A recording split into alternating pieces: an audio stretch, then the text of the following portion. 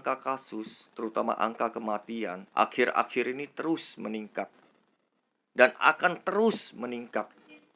Sejak awal saya sudah katakan, bahkan di channel saya sebelumnya pun sudah sering kali saya bahas. Makanya begitu mendengar angka ini, saya udah gak heran lagi.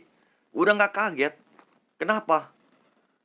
Karena saat ini ternyata kita selain sedang dihadapi oleh pandemi COVID-19, tanpa kita sadari, kita juga tengah dihadapi oleh yang namanya pandemi gagal mindset.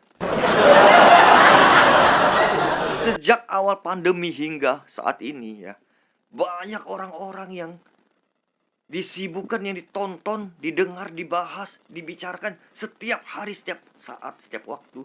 Itu tentang COVID terus. Bahkan tadi pagi pun, saya bangun tidur begitu lihat handphone, buka WA. Itu pagi-pagi orang udah sibuk nge-share tentang COVID mulu. Inilah yang membuat suasana makin mencekam.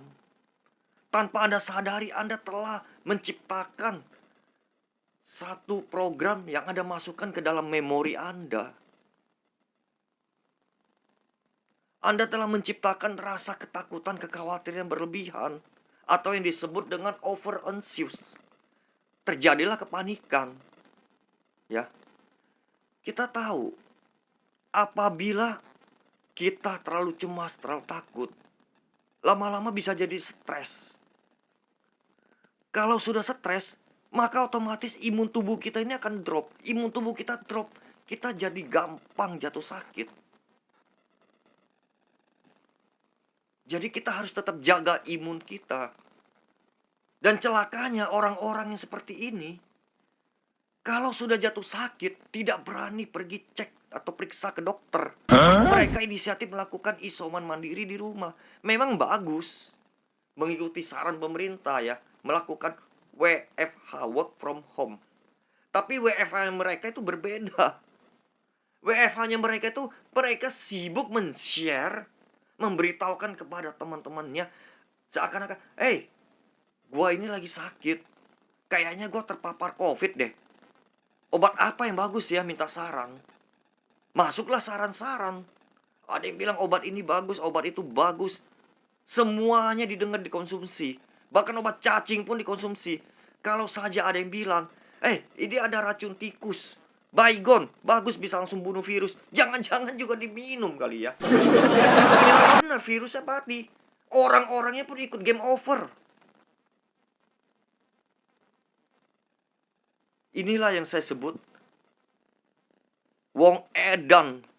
Zaman makin maju, makin canggih, tapi pola pikir mindset manusia makin mundur.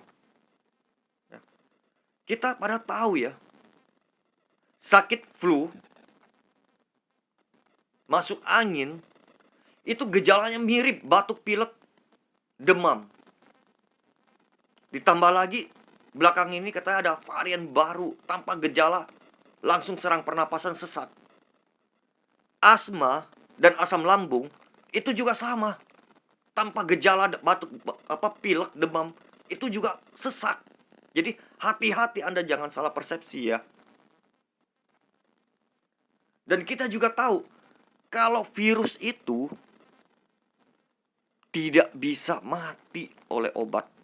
Hingga saat ini belum ada obat yang bisa mematikan virus secara langsung. Kecuali tentara dalam tubuh kita, yaitu sistem imun. Makanya lah kenapa disuruh jaga imun. Jangan menciptakan kepanikan terus-menerus. Beda dengan bakteri dan kuman. Kalau bakteri dan kuman itu bisa mati dengan kita minum obat. Ya. Pening kita lama-lama dibuat. Pusing-pusing stres Anda memikirkan COVID ya.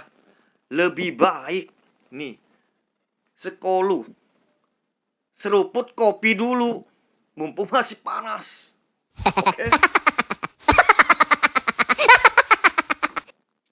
Bicara soal panas, akhir-akhir ini juga bersebaran video yang katanya ambil baskom, masukkan tuang air panas, masukkan deterjen ya atau air sabun apapun, dekatkan muka kita ke dalam, tutup pakai handuk yang rapet, hirup katanya uapnya.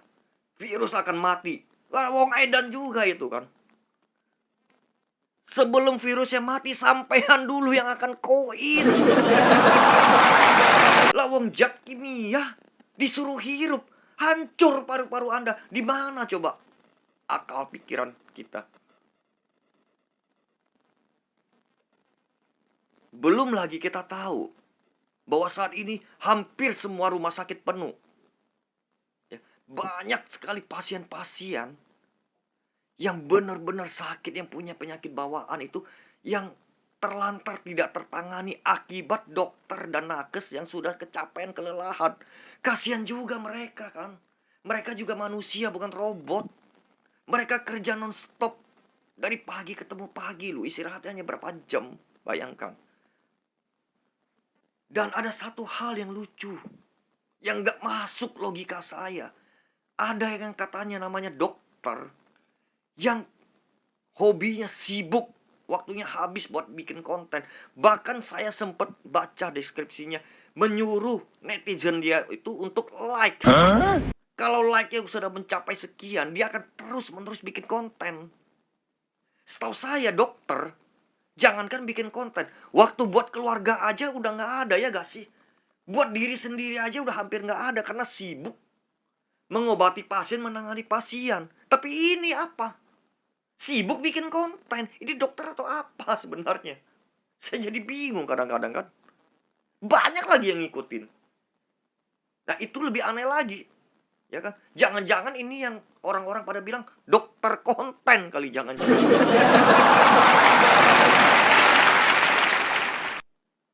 Gak lama, beberapa waktu yang lalu ada temen telepon. Dia cerita, ada temen dia punya orang tua, penyakit jantungnya itu kambuh. Ceritanya bawalah ke rumah sakit. Sampai rumah sakit penuh, ditolak. Pindah cari rumah sakit lain, penuh. Cari lagi rumah sakit lain. Cari terus, penuh-penuh. Kan kasihan juga loh. Orang yang sakit kritis ini harus keliling cari rumah sakit akibat penuh. Ujung-ujungnya apa? Meninggal tak tertolong dalam perjalanan. Coba Anda bayangkan, kasihan kan? Oleh sebab itu marilah kita coba jaga suasana lebih kondusif. Jangan dikit-dikit bahas tentang COVID, menyebarkan tentang COVID, apalagi hoak. Ya kan? Belum lagi di berita beberapa waktu yang lalu.